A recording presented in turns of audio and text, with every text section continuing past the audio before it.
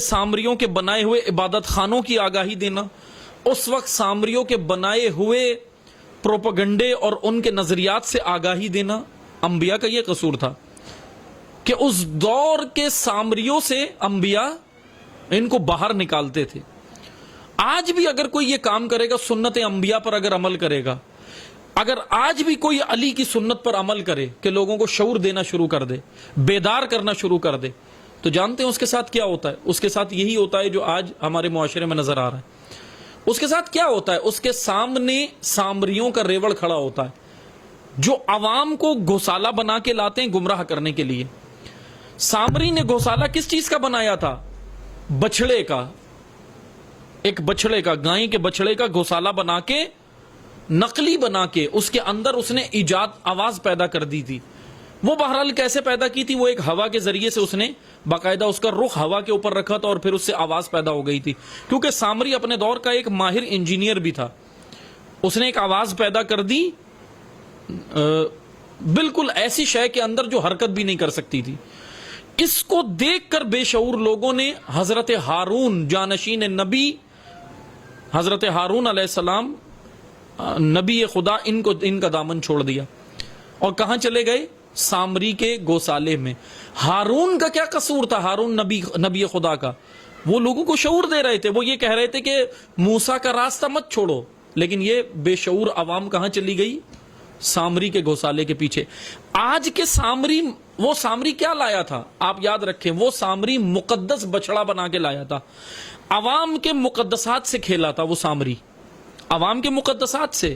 یعنی عوام کے مقدسات سے کیا کھیلا؟ اس نے کہا کہ موسیٰ کا خدا تو تمہیں ملا بھی نہیں، نہ بات کی نہ کچھ، یہ دیکھو یہ ہے اصل خدا، یہ بولتا بھی ہے، یہ بات بھی کرتا ہے، یہ تمہاری سنتا بھی ہے، یہ تمہاری منتیں بھی پوری کرے گا، اس پر آ کر چڑھاوے چڑھاؤ۔ خواتین نکلی، سارے مرد و زن نکلے اور اس کے پیچھے ایک تانتا بن گیا۔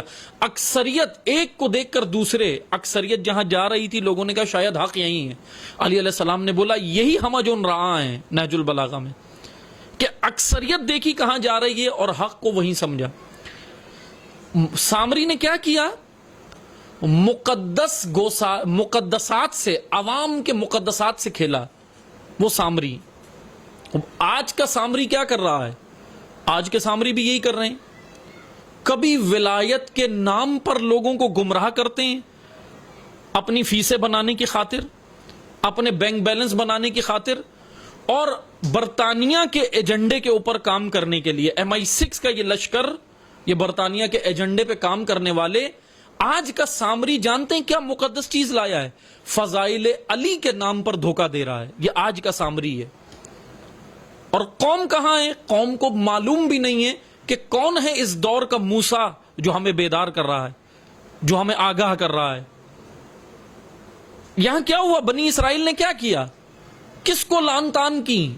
سامری کو لان تان نہیں کی، موسیٰ کو لان تان کرنے لگے کہ تو ہمیں ہمارے آبا کے دین چھڑوانے آیا ہے۔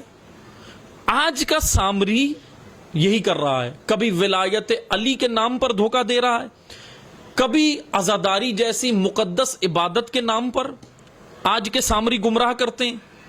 جن کو عزا کا عین نہیں پتا وہ آج عزاداری کی بات کرتے ہیں۔ عزاداری جس کو ایک ایسی عالمی تحریک ہے، عزاداری ایسی عالمی تحریک ہے جس کے لیے زینب کبریٰ نے اپنا سب کچھ اللہ کی راہ میں لگایا، اپنا سب سرمایہ لگایا، اور اس عزاداری کے پلیٹ فارم کو عوام کو دیا، اس لیے دیا کہ تم اس سے نوٹ مت کمانا، تم اس سے اپنے گھر نہیں بنا لینا، بلکہ یہ عزاداری کا پلیٹ فارم پوری دنیا کو اٹھا کر، پوری دنیا کے تشیع کو بیدار کر کے میدان میں لانا ہے، تاکہ اس پرچم عزاداری کا حقیقی وارث پردہ غیب سے آ جائے۔ یہ ناصر تیار کرنے ہیں عزاداری سے۔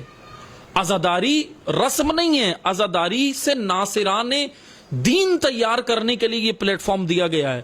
عزاداری کے پلیٹ فارم سے، عزاداری کا پلیٹ فارم کس لیے تھا؟ کہ عوام میں شعور دو۔ عزاداری کے پلیٹ فارم پر جب سامری آ گئے، ممبروں پہ سامری آ کر بیٹھ گئے، تو انہوں نے شعور نہیں، عوام کے جذبات اور احساسات سے کھیلے ہیں، آج تک کھیل رہے ہیں۔ یہ ہے آج کے سامری۔ قرآن کی نگاہ سے، علی کی نگاہ سے، امیر المومنین کی نگاہ سے اگر آج کے سامریوں کو نہیں پہچانا تو پھر خدا کیا کرتا ہے؟ خدا پھر ان قوموں کے درمیان سے وہ ہدایت کرنے والے لے لیتا ہے کہ یہ قومیں اس قابل ہی نہیں ہیں ان کی ہدایت کی جائے. پھر وہ کبھی بنو امیہ کے تلوے چاٹتی ہیں وہ قومیں، پھر وہ کبھی بنو عباس کے درباروں میں نظر آتی ہیں وہ قومیں، پھر وہ قومیں کبھی ڈکٹیٹرشپ کے تابع نظر آتی ہیں، پھر وہ قومیں کبھی لبرلزم کے تابع نظر آتی ہیں، پھر وہ قومیں کبھی جمہوریت میں، کبھی ماموریت میں، کبھی آمریت میں سب کے تلوے چاٹتی ہیں. پھر وہ قومیں کبھی برطانیہ کی غلامی کرتی ہیں، تو کبھی امریکہ کی، تو کبھی آسٹریلیا کی، تو کبھی یورپ کی، کیونکہ یہ قومیں عزاداری کا مفہوم ہی نہیں سمجھی. عزاداری ان تمام سامریوں سے نجات کے لیے تھی.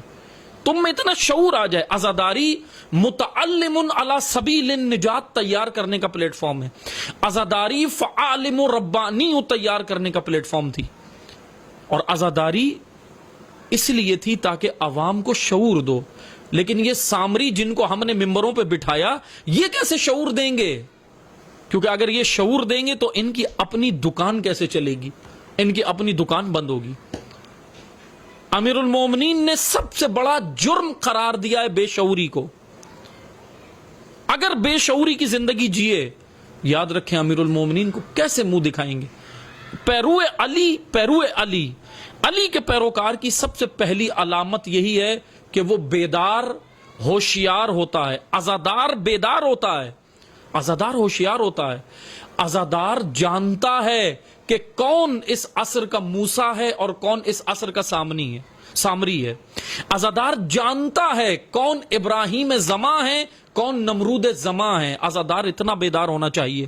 عزادار ایسا ہونا چاہیے جو جان لے کہ کون اس دور کا ابو جہل ہے جو ہمیں مقدسات کے نام پر گمراہ کر سکتا ہے، اور کون اس دور کا پیرو علی ہے جو ہمیں علی سے جوڑ دے گا.